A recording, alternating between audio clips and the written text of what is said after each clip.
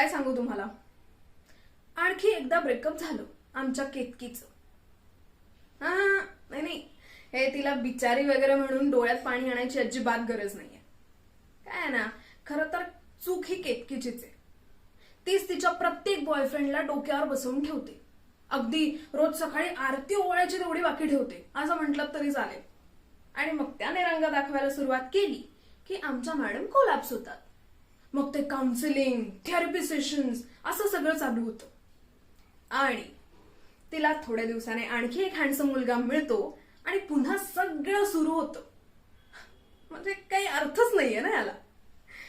मला हे कळत नाही, हे मुलींना आपल्याला बॉयफ्रेंड असायलाच हवं असं कंपल्शन का असतं. म्हणजे प्रेम वगैरे सगळं ठीक आहे, पण त्या मुलाच्या प्रेमात पडल्यावर त्या मुलासाठी सगळं काही सोडून देणार म्हणजे सेल्फ रिस्पेक्ट नावाची काही गोष्टच नाही, फुलीच मारणार त्याच्यावर.